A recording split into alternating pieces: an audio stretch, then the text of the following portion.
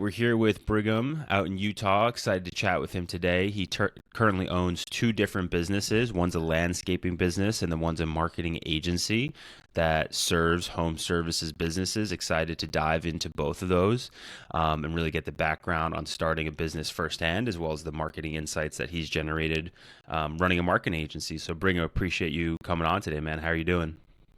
I'm doing good. I'm really happy to be here. My mom always said I have a good face for radio. There you go. There you go, man. Yeah, love that. Um, cool. So, yeah, I guess just to kick things off, Brigham, why don't you just give us and the audience just a high level overview of who you are and the businesses that you run? Sure. I'm 26. My favorite title is dad. I've had a baby now for she's like a year. Well, she just hit like 13 months a couple days ago, and then found out my wife's pregnant. She's 3 or 4 months along now. So we're yeah, family's growing. That's what I hang my hat on. That's like the thing I'm most proud of. But then in addition to that, I've got a landscaping business out here in Utah, super seasonal. So right now is when it starts to get busy. And then I've also this last off season, I started advertising for a couple friends, and that turned into a whole business on its own. So um, yeah, as far as like who I am, it's mostly business. I don't Hmm. have a ton of time outside of that. When I do have Yeah, free time, it's spent with kids. love that. Yeah, well, congratulations. I have my own on the Thanks. way this summer, so pretty excited to join the dad It's the gang. best, dude. It's the Yeah, best.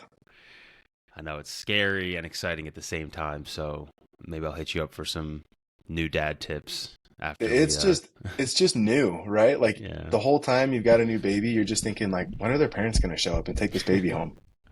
So right. you'll feel that. It's fun. It's the best. Yeah. Okay, so let's start with the landscaping business and then go into the agency. How'd you start the landscaping business?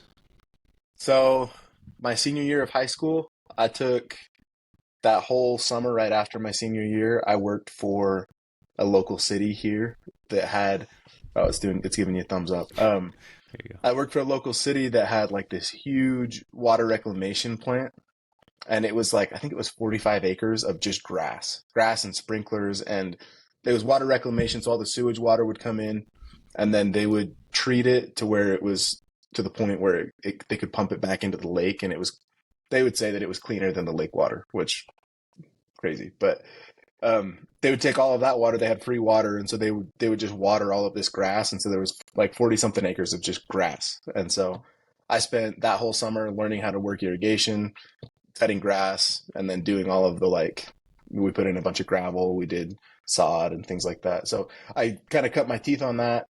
It's been 8 years now. Um, and then I did a 2 year service mission for my church, and then came back and immediately started working for other landscapers and cutting grass again and doing some of those kinds of things. And then eventually, 3 years ago or so, I was in tech sales and I hated it and I wanted to be outside more. And so I picked up a couple clients. And then a few years ago, so like 2 years ago, I landed a really big commercial client that one client paid for essentially my tech sales salary. And so I decided to run with that one. So I've been doing it for a couple years now. I've been doing it for a long time, but doing it full time for a couple years now, and it's been a ton of fun. I also have a background in tech sales. That's been the majority of my career up until now.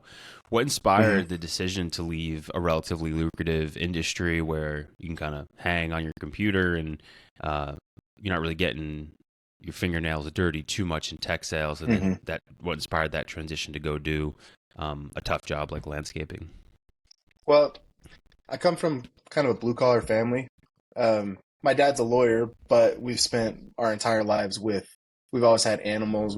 We've always like we've lived on a farm, and so he worked as a lawyer for a couple years, and then we bought a farm, and that's just what we've done pretty much my whole life. And so I always felt a little guilty just being inside on a computer all day. Didn't love it, and it was like you were saying, it's good money, but it's the fulfillment aspect just wasn't there. And so being able to step into a landscaping position where I can be outside all day, I can see the fruits of my labor. It was really gratifying. And then on top of that, I even though I ended up working a lot longer hours and it was a lot more intense work, I really loved having freedom over my time. Like being my own boss was huge to me. And so I didn't love, I had like bosses that would check if my Slack bubble was green in the middle of the Mm. day. And if my Slack bubble wasn't green, then they'd send me a message or shoot me a text to my phone. And I hated that kind of stuff. I'm like, man, I just like I don't know. I just wanted to be my own guy and be my own boss. And so landscaping was the avenue for that. So let's go back to the starting of your own landscaping business. You, through high school, as young as high school, got experience in landscaping and then worked for Hmm. other people's businesses.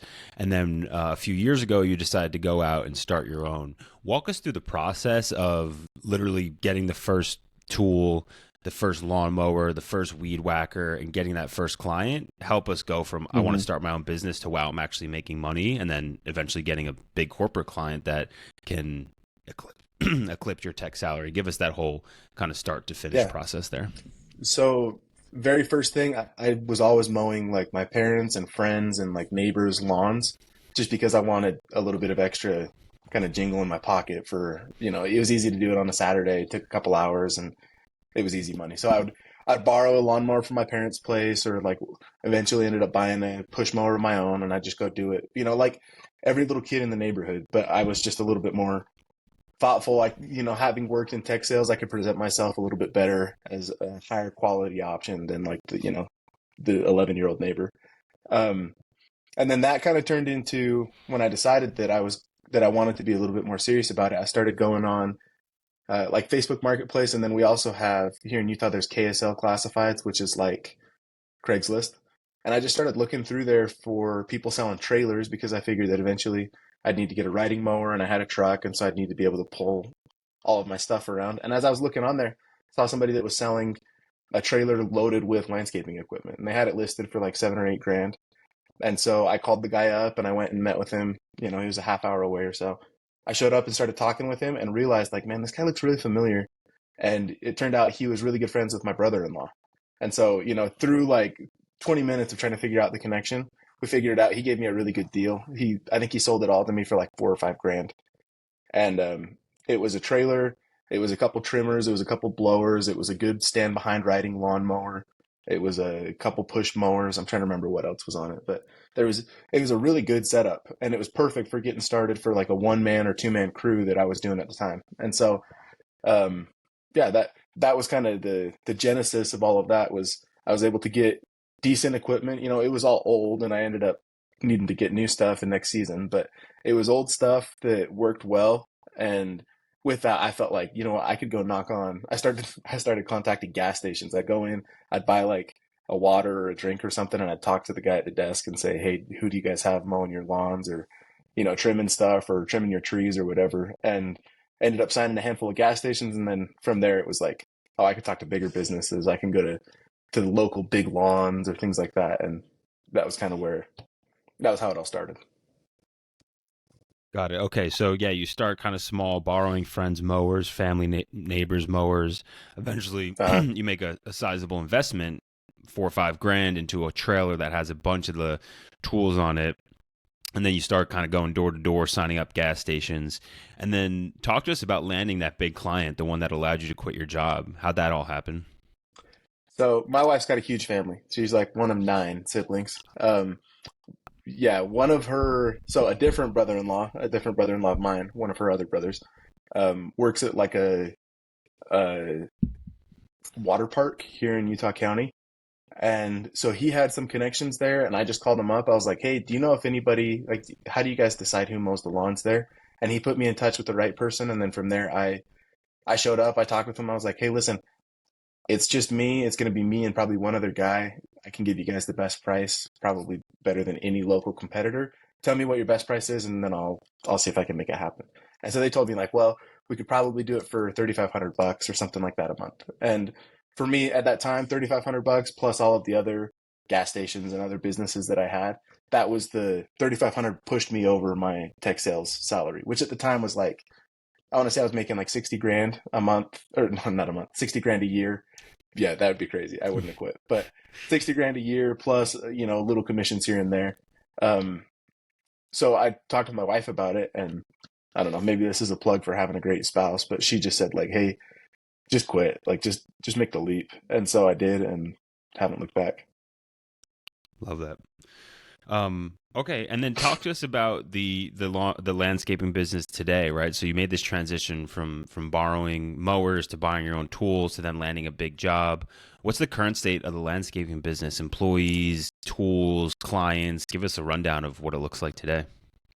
So going into this season, this was the first season where advertising was beginning to outstrip landscaping.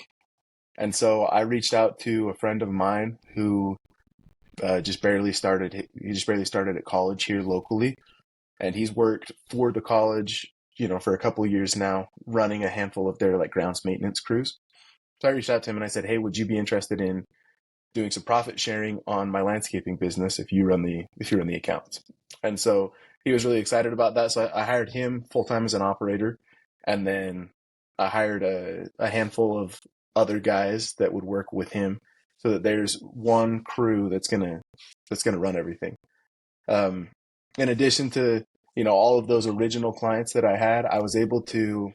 So I actually posted about this on Twitter recently or on X. I have a local church leader here in Utah who's a pretty decent sized landscaper, but is mostly interested in the snow removal side of things. And so he picks up big contracts with the goal of pushing snow for him in the winter. So he had been subcontracting all of the mowing to me. And just this last year, or I guess just this last month, he reached out and said, "Hey, a lot of the big contracts that I was subcontracting to you didn't re-sign for the summer. So I don't know if he's still going to push snow for him, but we're not going to be mowing for him." So it was a really significant part of our revenue that I think I did some of the math on it, and for this next season, it was something like 60% of our expected revenue from this new season was going to be with these guys. It was close to 10 grand in revenue a month that just disappeared because somebody up the chain decided that they didn't like the property manager or the property maintainer or whoever. So that was tough. So we were going to be running two separate crews, and we were really excited, thinking that it was going to be huge. We started running flyers door to door, and so it was just a little bit of an unfortunate sequence of events to where now, instead of running two full crews and having a couple trucks and a couple different employees, we're back down to around the size of when I was running it myself. So that's just how it goes. It's unfortunate, and yeah, wish it hadn't happened, but that's where it's at now. Okay, so yeah, part of the game. So, you had a I big know. client that was making up the lion's share of your revenue. Essentially, they've had to cancel. Hmm. And so now with the landscaping business, is this around the time that you started transitioning to running a marketing agency to kind of diversify the revenue? Or when did you start Hmm. focusing on marketing services in addition to running a landscaping business? Yeah. Each off season, I was trying different things because here in Utah, the mowing and then fall cleanup really goes until November. Some seasons Hmm. we have like a really mild winter, and so you can push through December. Or you could do gravel or zero scape for a handful of people through the winter months, but it's slim pickings for sure. So each winter, I've tried a handful of different options to look for other things. I worked with, so I speak Spanish. I found a handful of guys from Mexico that were willing to work and pour concrete for me if I was able to land the jobs for them. And so I did that one winter, but then it got to a point where it was too cold for the concrete to set properly. And then, the concrete started setting ugly. And so we just kind of had to limp through the winter until the next season. This year, though, going into the off season, I thought, what, I'm going to try to build something else in addition to landscaping so that I can have consistent year round income. And this year it ended up being the advertising agency. So I did Facebook and Google ads for myself. Just kind of figured it out. I've got friends that have done it, and so I was able to rely on some of them to help me out with it. And then that turned into buddies reaching out saying like, "Hey, can you do it for my business?" And now we've got a dozen clients or so that we're running ads for. Great. So break down the main services that Feedbacker offers to your dozen or so clients. So with pretty much everybody, we're running Facebook and Google ads. With a handful of clients, we've gone on just one platform because we feel like it perform better. But usually it's Facebook, Google ads, and then we also do some really basic like landing page and website design for people that don't have websites. So it seems like most of the clients we're at a price point right now where we cater really to the new businesses, like people who are starting out this season or have been in business for a small amount of time. Um, and so because of that, they don't have websites or they don't have good websites. And so we're able to stand something up that's fairly simple. And then we're able to push leads to the site, and through Facebook forms, we're able to call them. So I should probably mention that's our biggest, that's probably the most, or our number one differentiator is that we qualify and we vet all of the leads before we send them. Having worked with agencies myself, it's really frustrating when you just get a list of like, hey, here are potential clients, go ahead and cut them loose. And half of them are not real people. Half of them already had the service done. Working with like Angie's Leads or Home Advisor can get really frustrating for the same reason. So we decided that we're going to collect all of the information. We're going to master speed to lead. So we'll call them as soon as they come in, and then we'll forward we'll essentially just put it right on the schedule for our clients. And I think it's been a pretty successful operation so far. It's different enough that it's, it's really good for the people that we've been working with. It's been successful. What type of businesses do your clients run? It seems like being a landscaper, that's been a huge business. Obviously, I don't want to work with any other landscapers in this area because then I'm competing with myself. And then same with other businesses, we won't take two clients in the same city just because we don't want to buy ads against ourselves. But we're working with landscapers in a handful of different states, roofers. We've got a couple of roofers that we've signed on. Um, and then garage floor, epoxy coating. Trying to remember what else. Custom furniture, which is a super random one, but most of them are the like local home service businesses. So most of our clients are landscapers or roofers. Understood. Okay, so let's Hmm. dive into some specifics around what makes winning Facebook and Google Ads. I've spoken with a bunch of different home services businesses, both for the Workbench and for my SaaS that I'm building, and I Hmm. see that advertising. If you're bigger, you're pretty fluent in it, or maybe you have a partner you've worked with for a long time. But if you're newer, the idea of spending money on Facebook or Google Ads can be pretty intimidating, right? It's sort of a black box, and Sure. there's so many variables and the budgets and the creative. So let's dive into what makes winning ads on each platform, starting with Facebook. What are things that you've seen, the one to three things you've seen are consistent across winning ads on Facebook for home services? Hmm. So Facebook and Google are both totally different beasts. You're attacking clients at different points in the funnel. Um, with a Facebook ad, you've got to generate interest, whereas with a Google ad, you're capturing interest. So Facebook, in order to have a good ad, you've got to have great creative. And so what we've seen works best is when we have the client's footage. So if it's a video or picture, especially with like roofing or like I was saying about the garage floor coating, if we can get clients' pictures of before and after rather than just using stock images, seems like those ones always perform better because you can tell it's real. It's not like some model staged wearing a roofing outfit, standing on a roof or whatever. It's like it's a real person that looks like they're a local person, and you're advertising to other local people, and so that's usually what generates clicks. So that's one, is that if it's real and good creative, that's huge. And then the other the other thing that's just the very like pinnacle of a successful ad is going to be the offer. So we have some customers that'll offer 10% off, which sounds cool, but for most people that doesn't move the needle. But then if you have we have another customer, a roofer that we're working with that offers $1,000 off of any estimate that he's able to get out.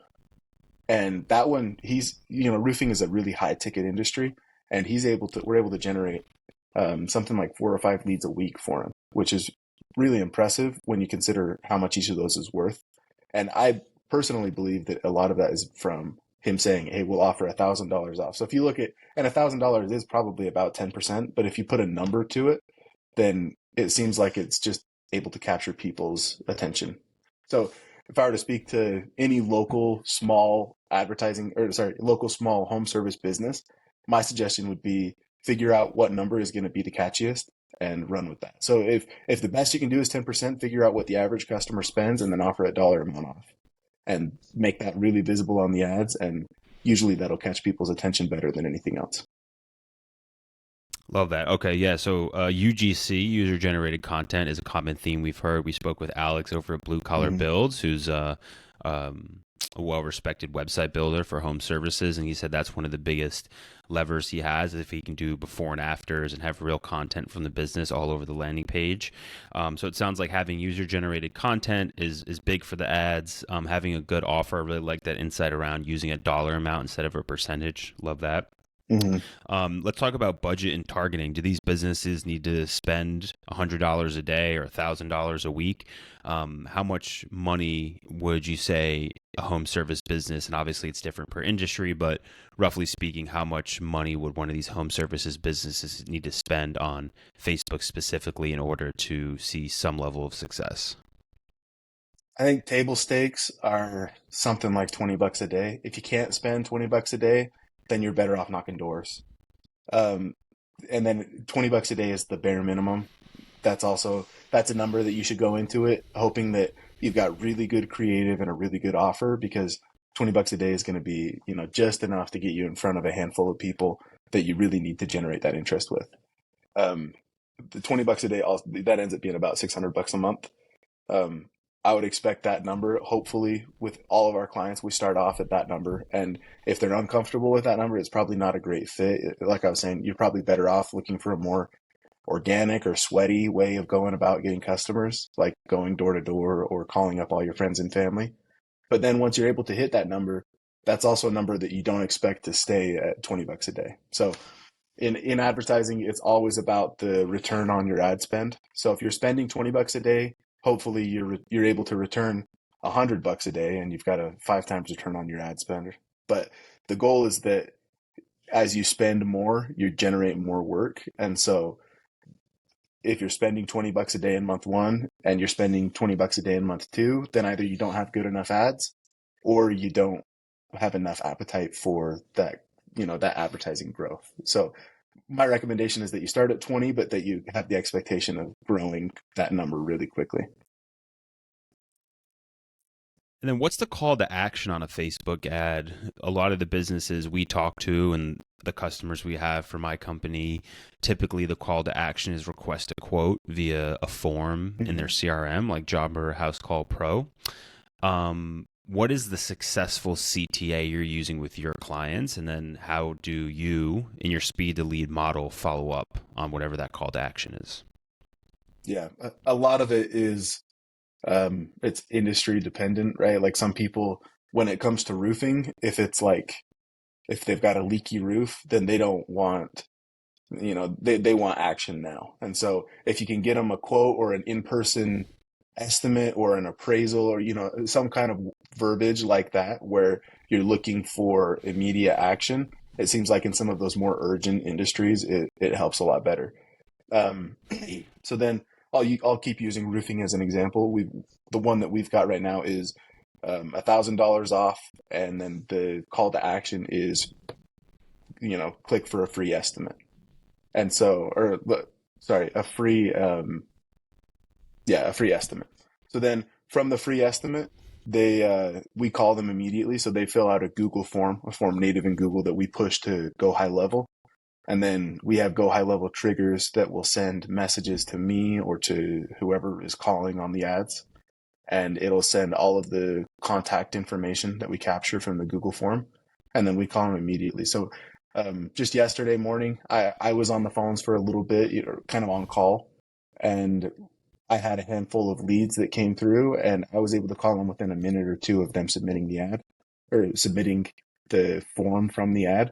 And I actually had a lady that answered, and she was like, wow, you guys, this is the fastest anybody's ever called me from a listing. And so we scheduled the appointment. The roofer went over that afternoon and was able to win the job.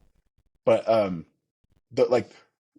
that kind of performance, usually it's a couple days later, or it's just a Facebook message back and forth. So being able to call people directly is another it's another lever that you can kind of pull to make sure that they feel the urgency that like, hey, we understand that this is an important issue for you, and we're on top of it. You know, we're a competent company. We're, you know, we are local too. So all of those kinds of things that help people feel like it's a real and a good deal.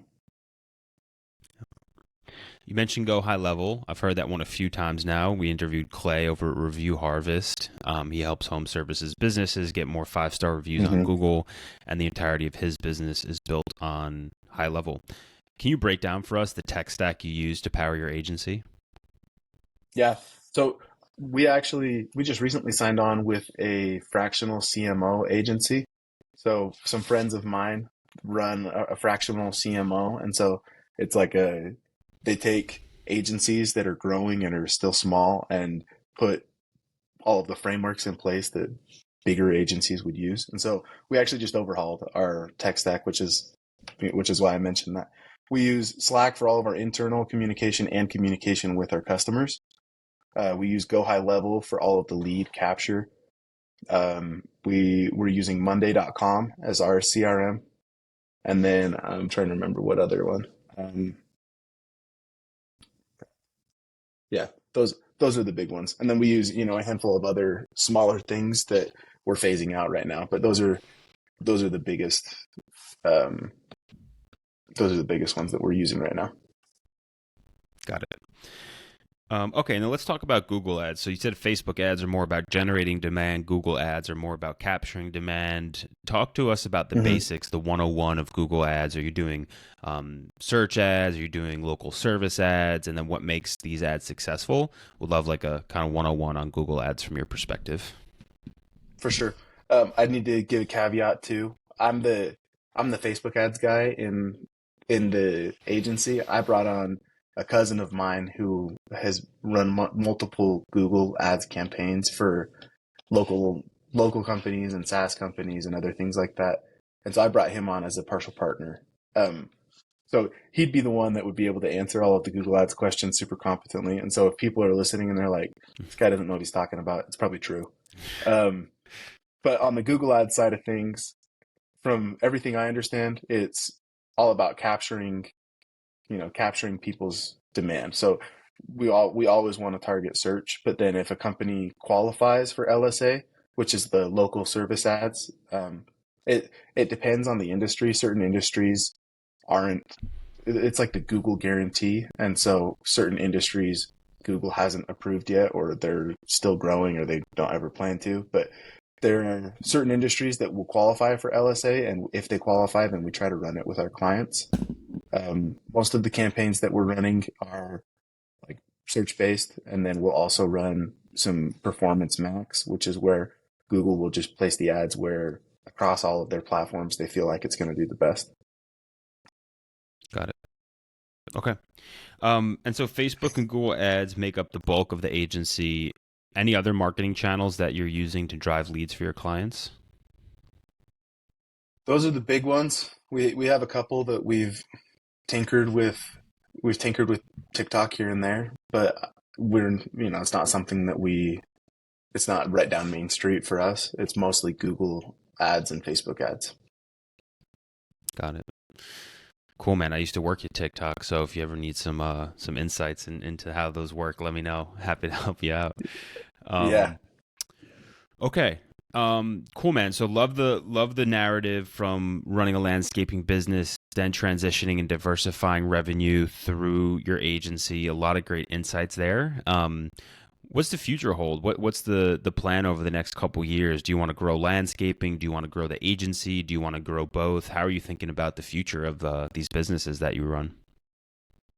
I think the agency has shown me so far enough promise that I think it'd be a really poor decision to step away. So I think that we'll keep growing the agency for the foreseeable future.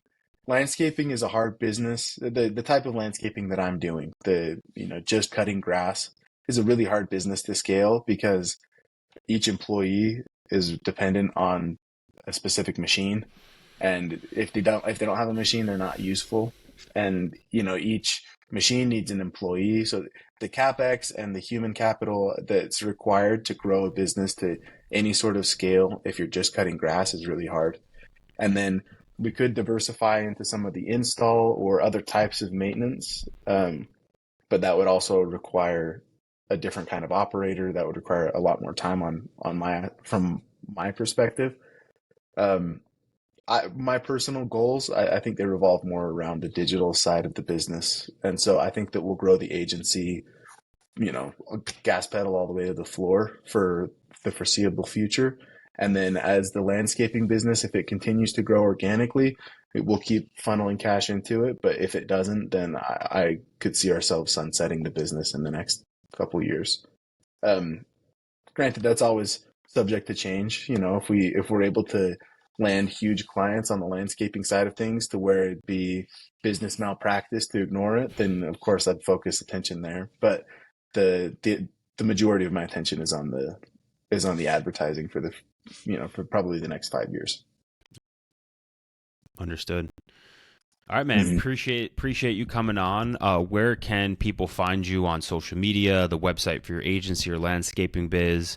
Let folks know where they can connect with you and check out the stuff you're working on. Sure. Really, the only social media I use is Twitter. I'm Brigham Hughes on Twitter. I'm on LinkedIn. I don't really touch LinkedIn. I'm on Facebook. Never really visit it.